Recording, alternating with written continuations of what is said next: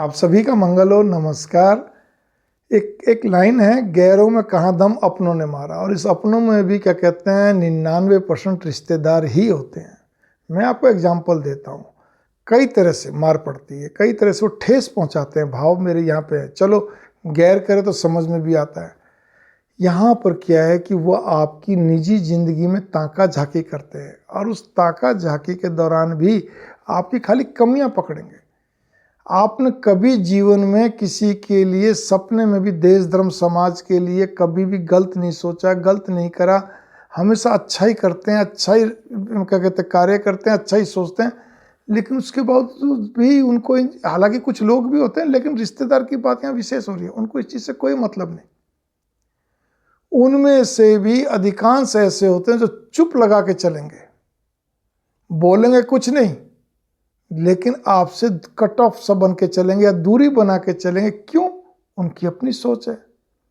अरे भाई, अब जैसे मैं मेरा उदाहरण देता हूँ, मेरे अंदर क्रोध है, आवेशित है, मैं स्पष्ट बोलता हूँ, मेरा पेशा भी है ये काउंसलिंग का पेशा। और इसी काउंसलिंग के दौरान में क्या रहता है कि बट नेचुरली स्पष्ट बोलना पड़ता है। मैं 100% काउंसलर हूँ, ठीक है, 1% खाली ज्योतिष का सहारा लेता हूँ। लेकिन मैं जनरल बात बता रहा हूँ। तो जैसे स्कूल में बच्चों को डांट पड़ती है, कई बार मेरा आवेशित हो जाता हूँ मैं, लेकिन इससे कोई वाली बात नहीं है कि किसी भी देश धर्म समाज को खतरा हो रहा है किसी व्यक्ति को। मैं क्या कहता है, हेल्थ के प्रति लापरवाह हूँ तो मेरी कमजोरी है, मेरी लापरवाही, मेरे को नुकसान है। मेरा क्या कहते हैं, और 2-4 कमियां जो मेरी निजी हैं, मुझे मालूम है, मेरे जो नज़दीक है उनको ही मालूम है। लेकिन नहीं, कुछ लोग, मैंने बताया ना, और अधिकांशतः रिश्तेदार, वो आपसे दूरी बना के चलेंगे। आप कितना ही अच्छा करते रहो, आपको कितना ही आप सम्मानित होते रहो, उनको कोई फर्क नहीं पड़ता।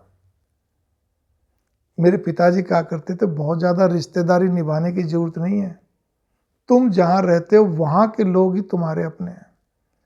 मतलब हर एक के लिए कहा करते थे इस बात को लेकर। तुम अगर जिस एरिया में रहते हो, मतलब तुम जिस सोसाइटी में रहते हो, उस सोसाइटी के लोग तुम्हारे पहले भाग के आएंगे।